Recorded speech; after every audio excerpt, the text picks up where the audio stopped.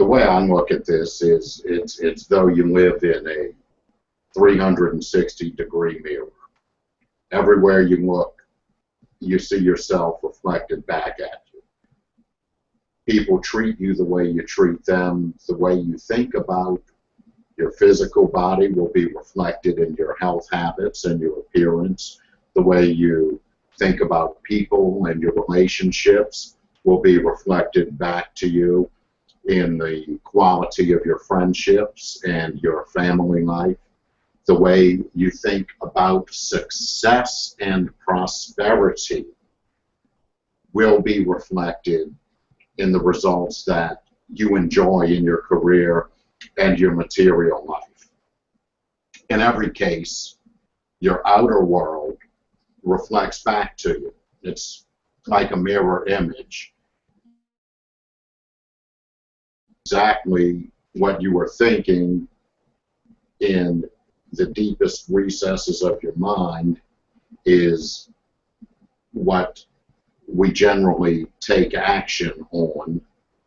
And as we put the laws of cause and effect, and the laws of belief, and the laws of expectation, attraction, and correspondence all together, we arrive at the universal principle that explains life and everything that happens to us in life.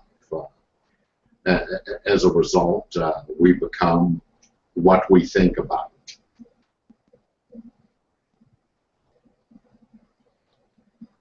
Typically,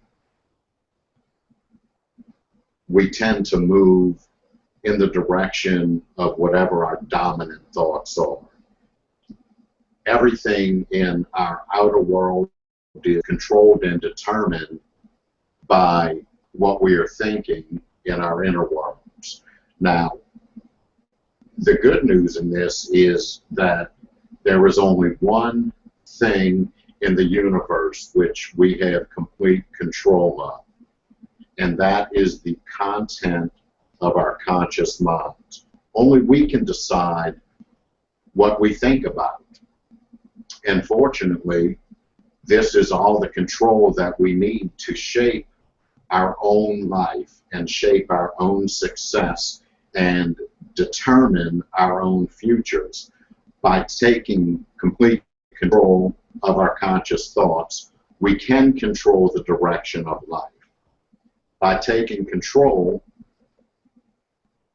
we will feel happy, powerful, confident, and free, and, well, we will become unstoppable. If you look at your field today and identify the three most important reasons why some people are more successful than others, you will see this.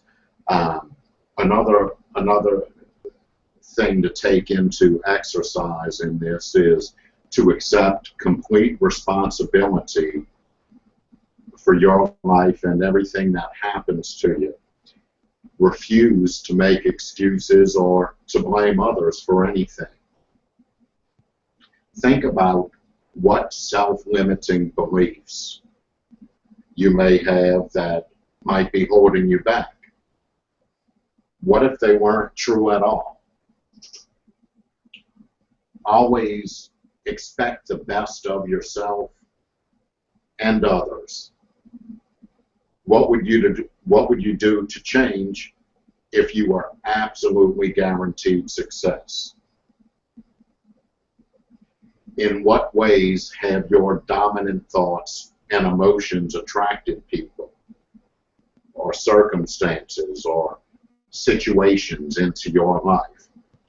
How could you change this? Everywhere you look, there you are. What do you need to change in your inner world if you want to see changes in your outer world? Determine the three most important habits of thought about yourself and others that you could develop to be happier and more successful, because you can do anything You think you can. This knowledge is literally the gift of the gods. It should make of you an incurable optimist. This is what opens the door to unlimited possibilities.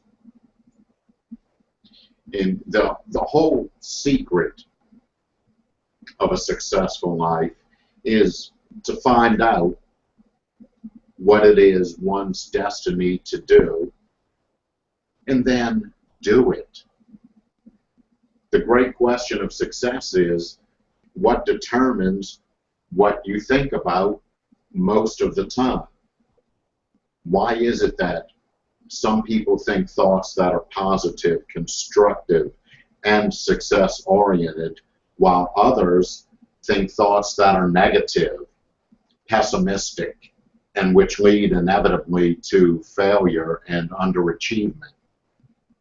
Many successful people have been interviewed over the years and asked the question, what do you think about most of the time? And their answer is simple and consistent, yet so profound they can be life-changing.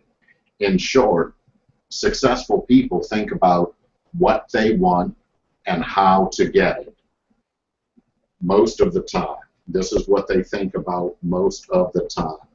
Unsuccessful people, on the other hand, think about what they don't most of the time and who is to blame for problems or difficulties.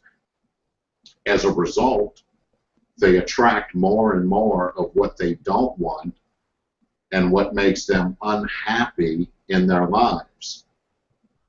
The laws of cause and effect are neutral. Whatever you think and talk about, most of the time, eventually comes into your life.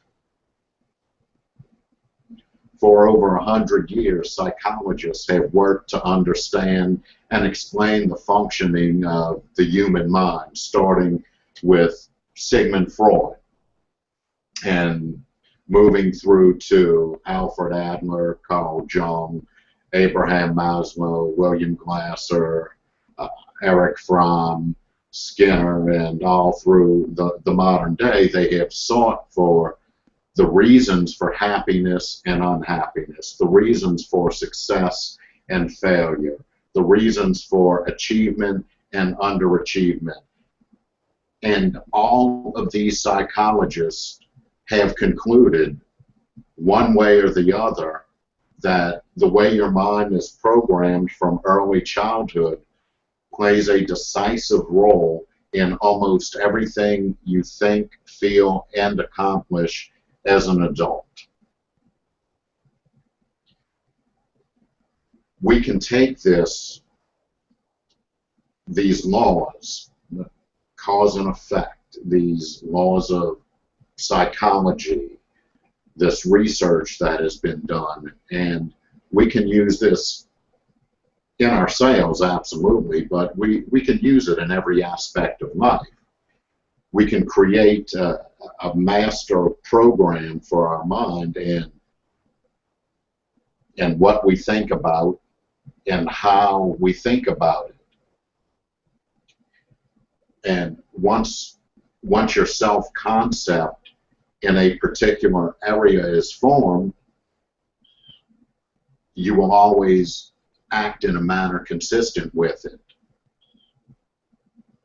You may have extraordinary ability in a particular area, but if your self-concept is poor in that area, you will always perform below your true potential. It turns out that we all have a mini self-concept for every area of life that we consider important. For example, you have a self-concept for how creative you are. You have a self-concept for how well you speak in public, for your memory, and for your ability to learn new subjects. You have a self-concept for how popular you are and how well you get along with other people. You also have a self-concept for what kind of spouse or partner you are and how desirable or attractive you are to members of the opposite sex. You have a self-concept for what kind of parent you are. You have a self-concept for how well you perform in sports or other physical activities. You have a self-concept for how organized or disorganized you are and how well you manage your time, how productive you are, and how much you get done in an average day. You also have a self-concept for your ability to read, write, do mathematics, etc. In your business career, you have a self-concept for every aspect of your financial life. You have a self-concept for how much you earn and how hard you have to work to earn that amount of money. You also have a self-concept for how rapidly you are promoted and how much your earnings increase month by month and year by year. You also have a self-concept for how much you earn on an annual basis and for how much you will be earning in the future, or how well you save, invest, spend, or accumulate money. You have a self-concept for your personal financial net worth and how much you are able to acquire in the months and years of your life. Every aspect of your financial life on the outside is determined by your self-concept relative to that way of dealing with money on the inside. Whatever your self-concept, your habit of thinking with regards to money or any other area of performance, this very soon becomes your comfort zone. Your comfort zone then becomes your greatest single obstacle to improved performance.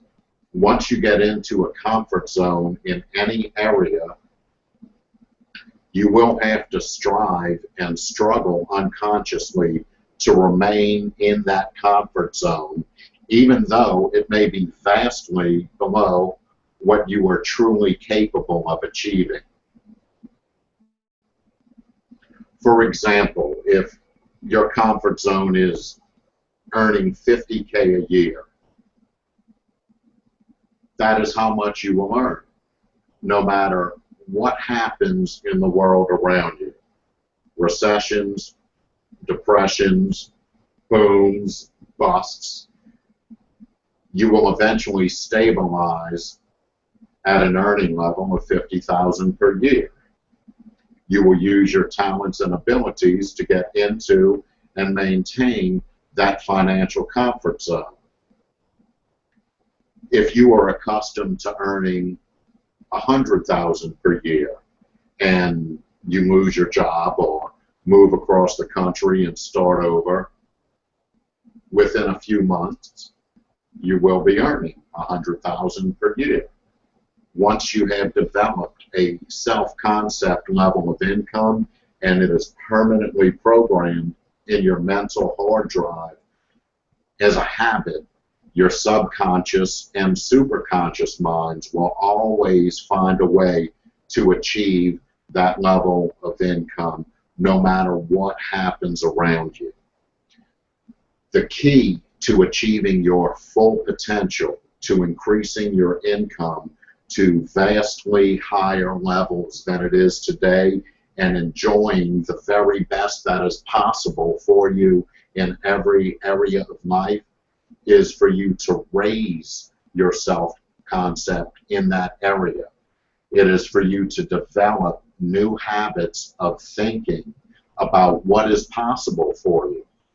The way that you accomplish vastly more on the outside is by changing your thoughts and feelings about your potential in that area on the inside.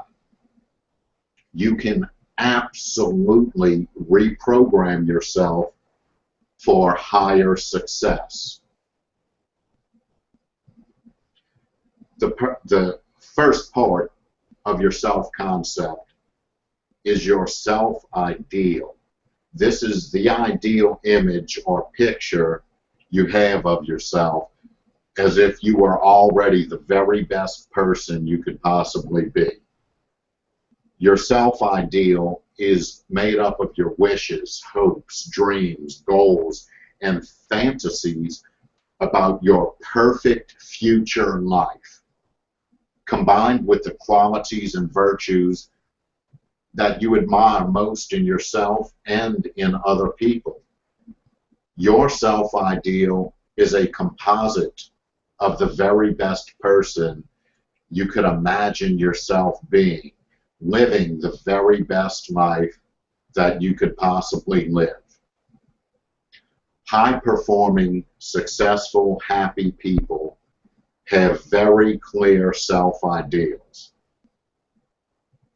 They have clear ideas of what they like, respect, and admire. They have clear ideals about the virtues, values, and attributes of the superior men and women that they want to emulate. The most successful people have an uplifting, inspiring vision of what a truly excellent person looks like and how he or she behaves. Because of the law of attraction, you inevitably move in the direction of becoming that which you most admire. The greater clarity you have with regard to the ideal future life you want to live and the ideal person that you want to be, the faster you will move towards becoming that person, and the more opportunities that will open up for you to make your ideal future vision for yourself a reality.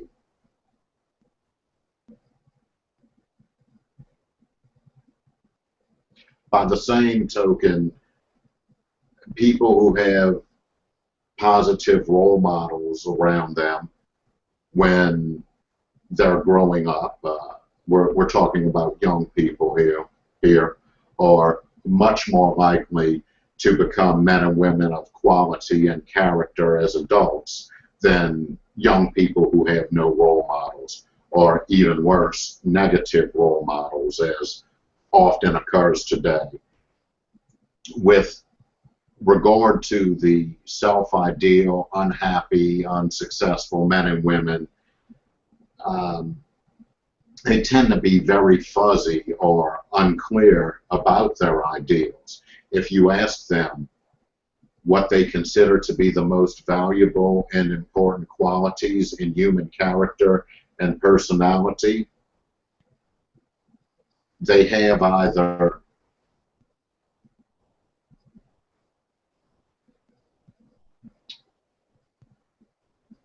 unclear or contradictory answers. This lack of clarity or certainty about what constitutes an ideal person often causes an individual to go around in circles in life, to associate with negative influence, or spend time with people who are equally unclear and unfocused about the person they want to be. The values that you choose to live by and the way you define those values shape and influence your personality and your achievements as much or more than any other factor. when you take the time to think through and develop absolute clarity about the key values and qualities that you admire the most and you wish the most to incorporate into yourself, you begin to shape and direct your whole personality and determine the results that you achieve in the future. As you think about your values and reflect upon how you could incorporate them into your life and behaviors, you become a different person. As a result, you attract different people and opportunities into your life. Your outer world soon begins to mirror your inner world. You start to move more rapidly toward the achievement of your most important goals, and your goals begin to move rapidly towards you. And this all begins with taking complete control of the formation and development of your personal self-idea. This is basically, how do you see yourself? What is your self-image? If you see yourself as a positive, popular, productive, and successful person on the inside, that is exactly how you will act on the outside. The way you behave on the outside will largely determine the results that you get. The results that you get will reinforce your self-concept in either a positive or a negative way, and will set you up to repeat the same behaviors in the next similar situation. Your self-concept is often called your inner mirror.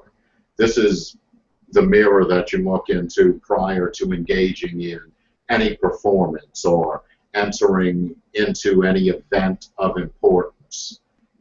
If you see yourself as a confident and successful person prior to meeting a new person, applying for a job or making a presentation, that's how you will perform in that actual situation. Whereas if you have a poor self-image, if you see yourself not being particularly popular, confident, or attractive, your negative self-image will cause you to feel clumsy, awkward, and inadequate in subsequent situations.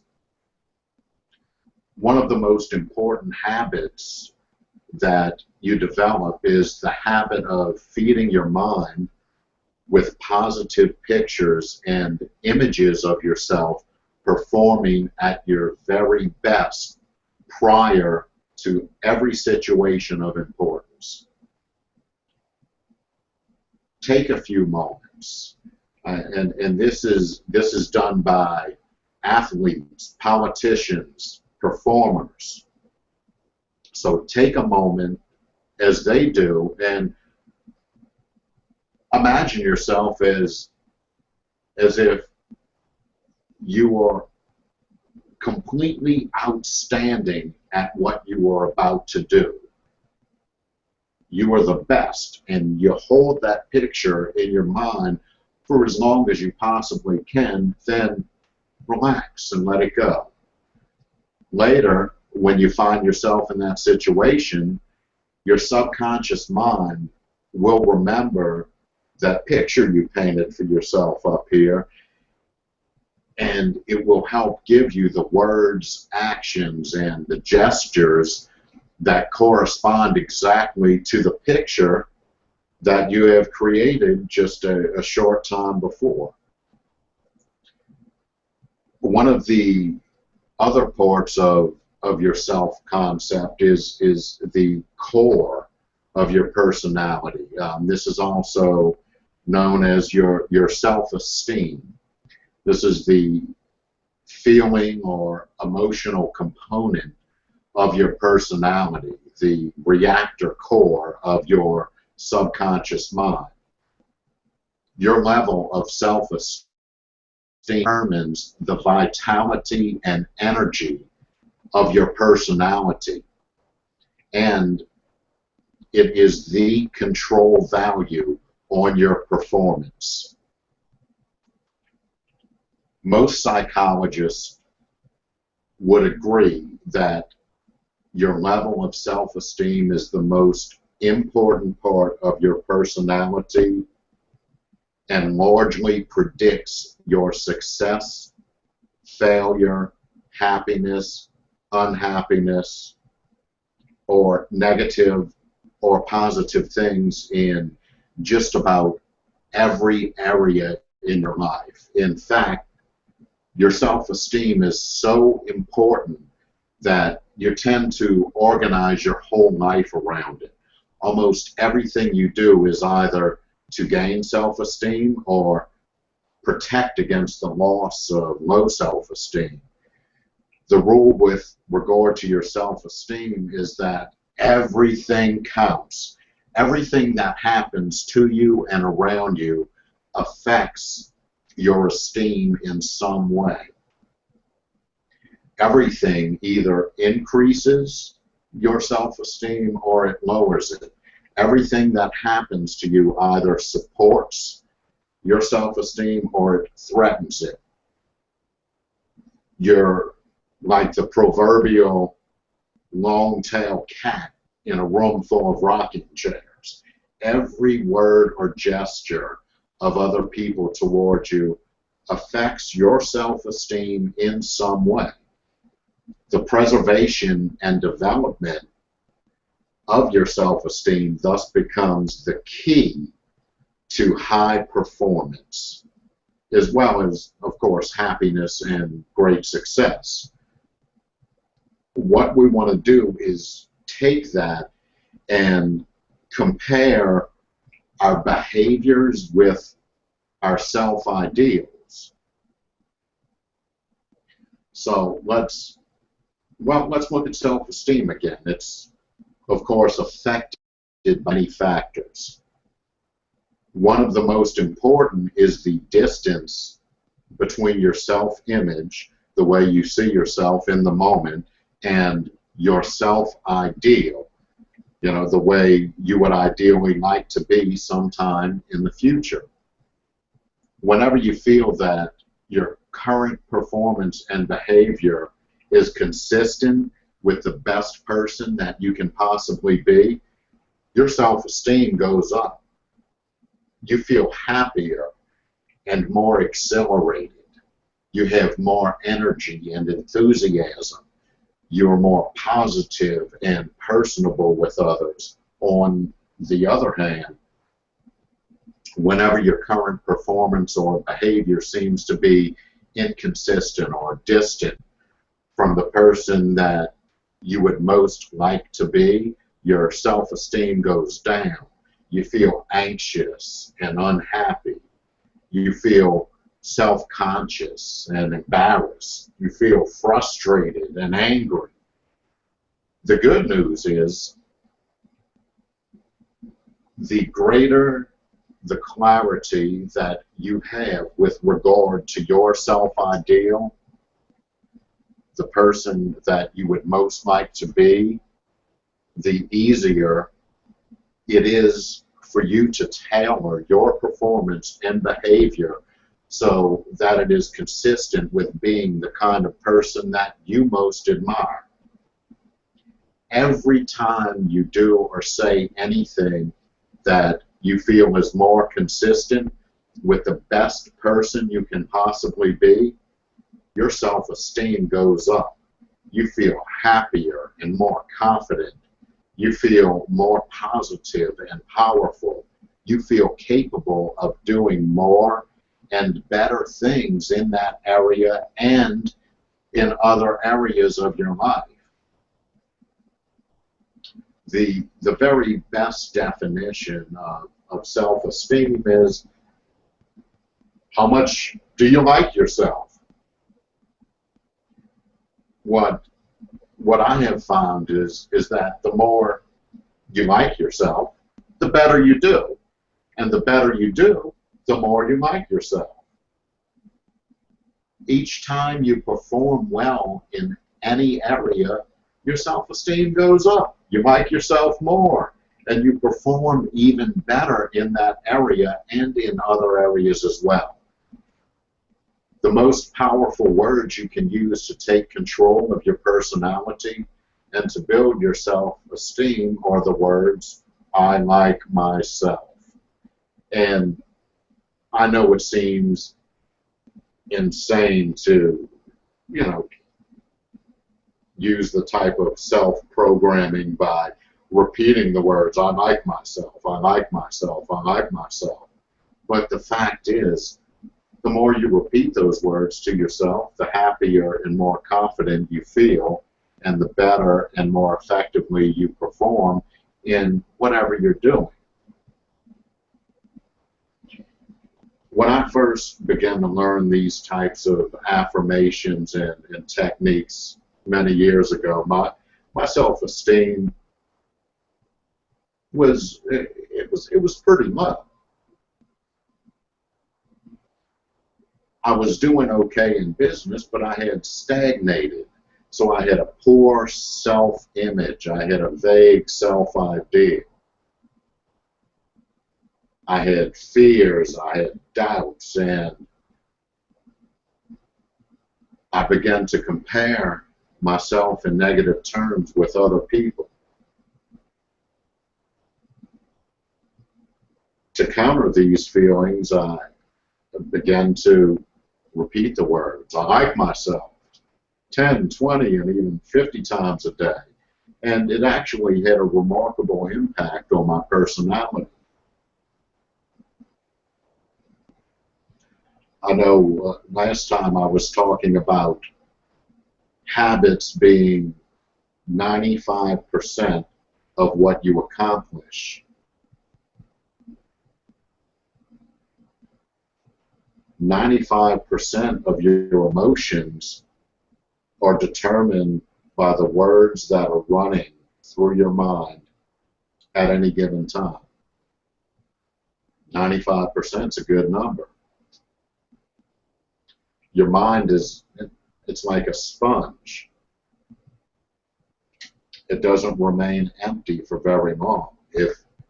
If you do not deliberately fill your mind with positive or constructive things, fill up by itself with fears, worries, and concerns. Or, to put it in another way, if you do not deliberately plant flowers in the garden of your mind, weeds will grow automatically with no encouragement or support. It is a fact that positive self-talk shapes personality. One of the most important habits that you can develop is the habit of talking to yourself positively. And the most positive words that you can use throughout the day, especially prior to any event of significance, are the words, I like myself. You cannot say these words to yourself without feeling happier, especially if you repeat them emotionally and empathetically. Every time you do this, your self-esteem goes up, and as your self-esteem increases, you feel more positive and optimistic. You become eager to set bigger goals. You become eager to face greater challenges. And the more you like yourself, the greater courage and confidence you have. The more you like yourself, the less your fears and doubts get in the way or interfere with your success. And you get all the benefits of it. It supercharges your personality. And this is what successful people do and have done for hundreds of years. This is what enables successful people to accomplish extraordinary things in life. And this is something I personally practice to develop the habits that I need to continue my success. Because with success comes responsibility, and momentum has to be kept. Without that momentum, you may coast along for a little while, but if you want to put that to the test, cruise up the street for a little while and put your car in neutral. The only way it's going to keep rolling is if it's going downhill.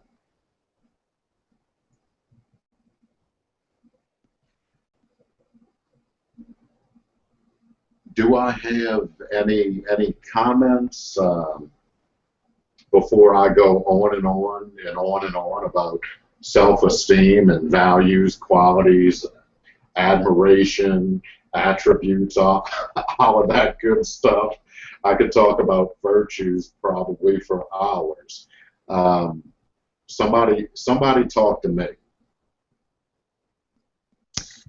Mike, I was going to tell you this story where my cousin, she had in her text message, she has in her text message a signature that says, "I love my life."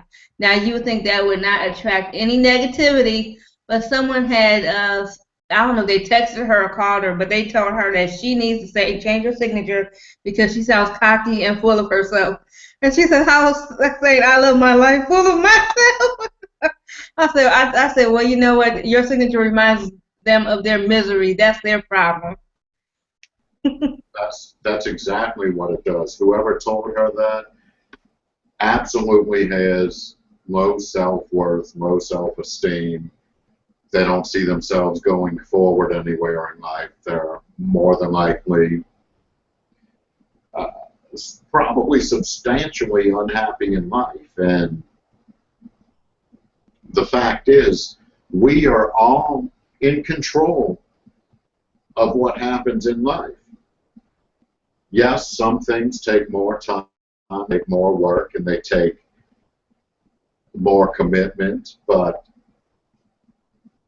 anything within reason is possible. And it's all a matter of, like your friend has in our text message, I love my life.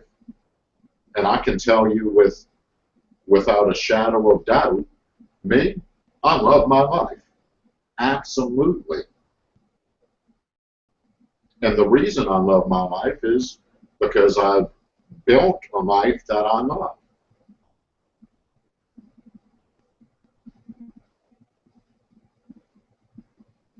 Now, there are some things in life that I'm still working on. You know, I'm a single man, so, you know, one day I want to get married and have a family. But it seems I always focus on business. Before I opened this company, I worked during the day and played music at night. All of my time was filled with working, basically. And it's hard to have meaningful relationships doing that, I can absolutely guarantee you. But at this point, I love my life. There could be some more things in it that could make it better. But as it stands right now, I am absolutely happy. However, I'm working towards other goals to become happier, to become more fulfilled, to become more successful, and of course, with that comes increased revenue. That's always an important thing in life, especially these days. Frank Wilkins, what you got for me, brother? Hey, how are you today? Well, I'm a firm believer, like I always say, in the PMA. The book I'm reading now is The Magic of Thinking Big. Is that what it is? I think. So yeah, it's all about self-esteem and keeping your head right, and usually results happen. So I'm a firm believer in what you're saying there. And I just got an okay on that $100,000 account, and she's placing 2 others with us. Just got an email right now. Good deal. I got 2 thumbs up for you, man. Yeah. Good job, bro. Good job, man. That's some good stuff. Hank, what's happening with you, brother? What I really liked, about what you said, just the simplicity of it. Just saying, you ever say to yourself, I like myself, and I like the idea of the picture image you said about, planting flowers in your mind. That's just really, I've just been thinking about that. It's just really important to plant flowers and get rid of the weeds, because you got to work at it, and if little by little, and it grows little by little, but the weeds can creep in slowly, but if you work to keep them out of your life, you can you have a nice pretty flowers to look at, and that's a good picture image. It's simple but complex in the same. It's really good. I like that. We'll put that to use for sure. And if you have a garden, you already know that you have to constantly weed it. You have to constantly weed it. You have to constantly water it. You have to constantly take care of it. And if you don't do that, it doesn't grow. It gets ugly. And it's like the foundation of our personalities. Where does your self-concept come from? How does it begin? How does it develop? What major influences shape that self-concept? How can we change our self-concepts once one has already developed? And those are vital questions, and there are absolutely definite answers for them. We just have to find them. As a child, we're born with no self-concept at all. Every thought, feeling, idea, opinion, belief, or conviction that we have as an adult has been learned starting in early infancy. We've been taught to believe the things that we believe by the people and influences around us over the course of our lifetime. And some of these beliefs are going to be good. Some of them may not be good. It all depends on what we have learned in life. I know everything I've learned in life was not a positive thing. Not everything. Changing your behaviors to become a more positive person, it's hard work. It takes a lot of work. And the fact is, it's really easy to have negative personality characteristics. For us to have positive characteristics and other, whatever attributes, qualities, virtues, whatever, we have to work at that.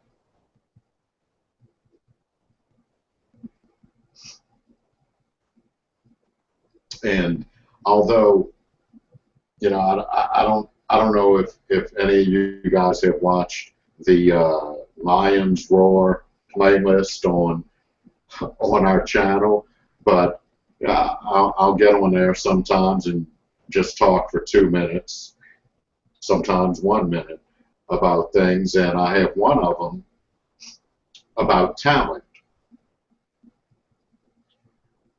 because I believe talents are kind of a myth. we get what we work for. And that is directly against some psychologists say that like 60% of your personality characteristics, like courage or musical interest, athletic ability, and so on, are inborn. Now, yes, some people are born a better athlete than some. I agree with that. And some people may be more or better dispositioned into musical interest if they're brought up in a family of musicians, you know. But the fact is, when you see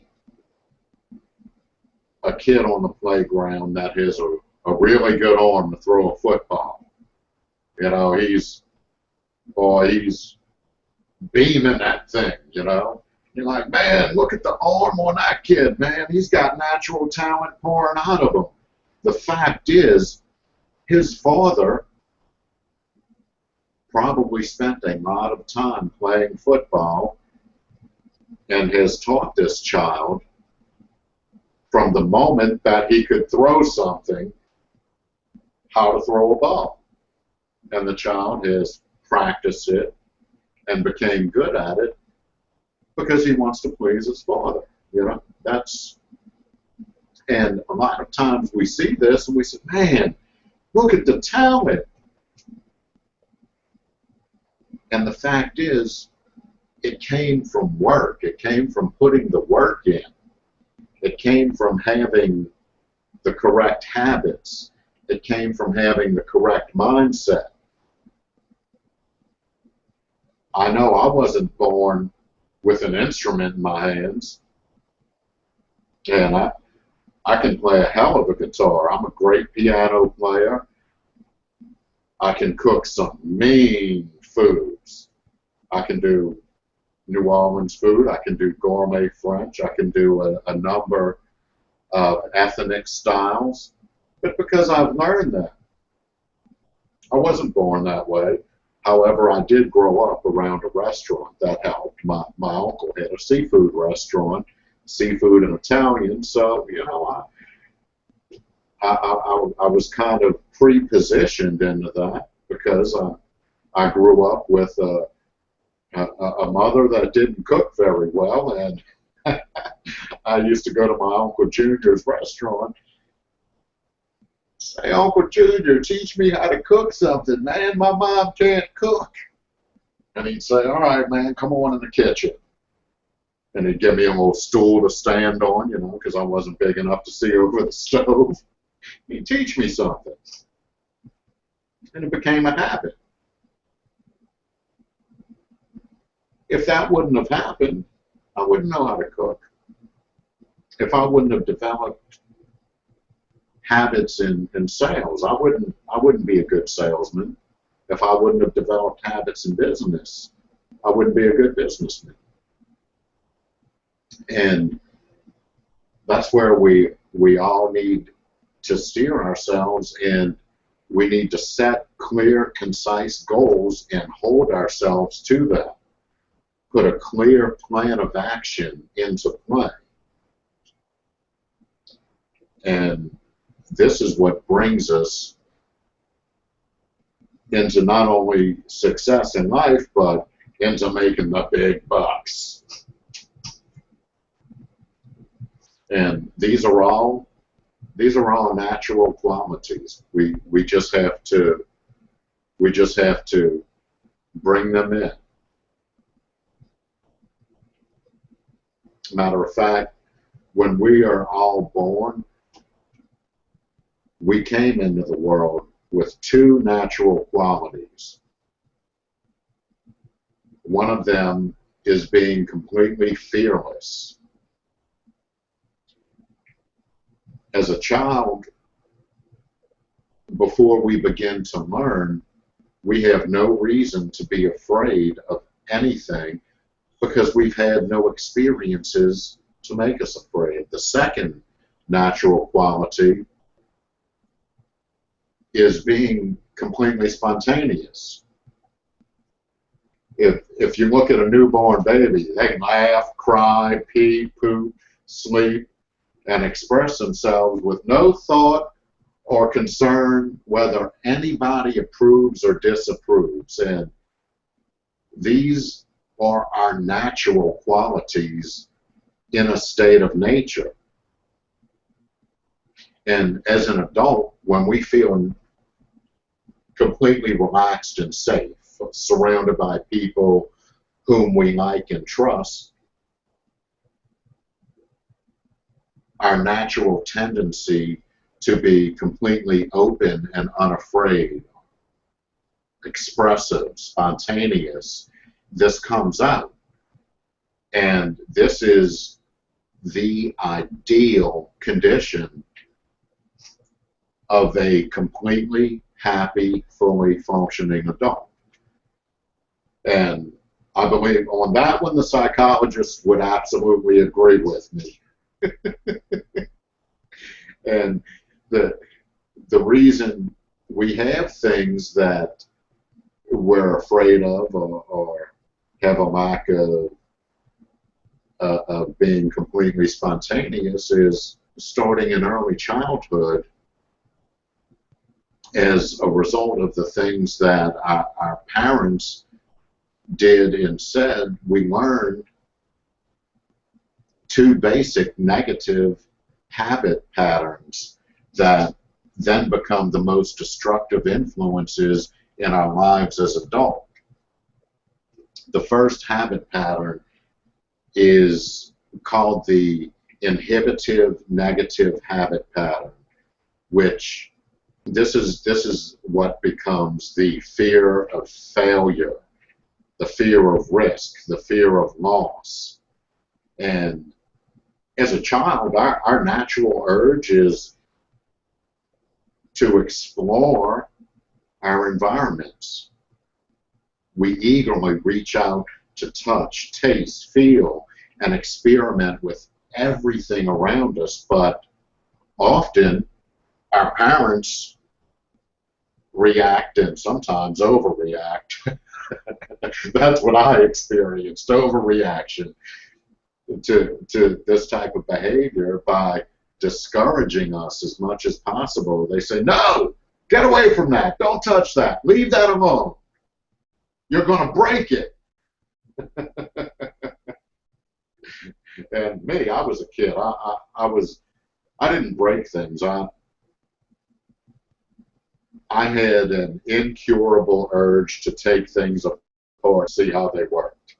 Do not leave me alone in the room with a screwdriver and an appliance, because it's coming apart. That was me as a child. So I heard a lot of, leave that alone, you're going to break it. And what happens is many parents reinforce their words and their threats with punishment, spanking. And the fact is, children need love like roses need rain. Love is important to the developing of a child, as is food. Any interruption of the flow of unconditional love to a child causes the child to feel nervous and frightened. Most psychologists say that virtually all adult problems are rooted in the phenomena of love withheld in early childhood. Now, I'm a person who believes any of this stuff, no matter what happened as a child, can be reversed. So, some psychologists may agree with that, some may disagree with that. But I think it would be safe to say that most would agree with that. Another thing, like when parents become angry with a child as a result of a natural desire and a drive to explore your world and your environment, we have no way of understanding that this is because of their fear for our safety. Instead, as a child, we merely react and respond with the idea that, well, every time I try or touch or taste something new or different, my mother or father gets angry at me.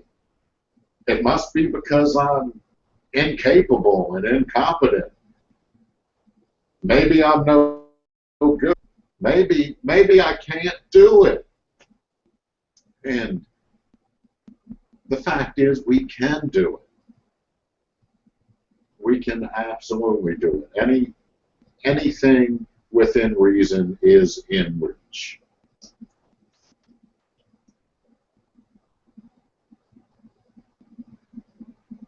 And I am rambling here again. It's almost noon. Goodness. Well, my time anyway. Do I have any questions, comments, anything to add?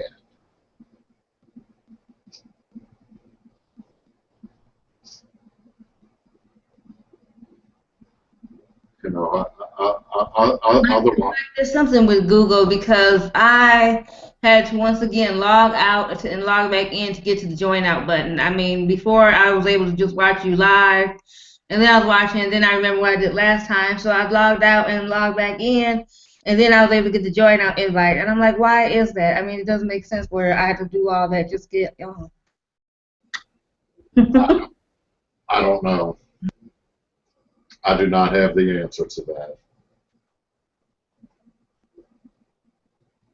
But, well, at least anyone else that's listening or viewing could see, try that if they can't log on that, sign on at first with the join on button. If they don't see that, they can try signing out and signing back in. yeah, that's definitely a good idea. And they're going to have to try that on Friday because we're about to shut this one down.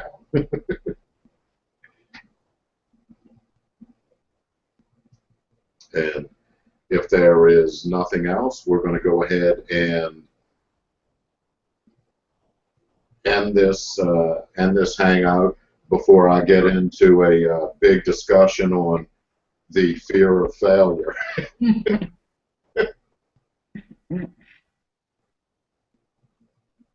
Y'all have a nice afternoon. I will absolutely do that.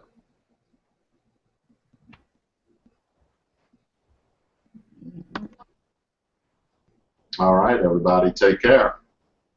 See you Friday.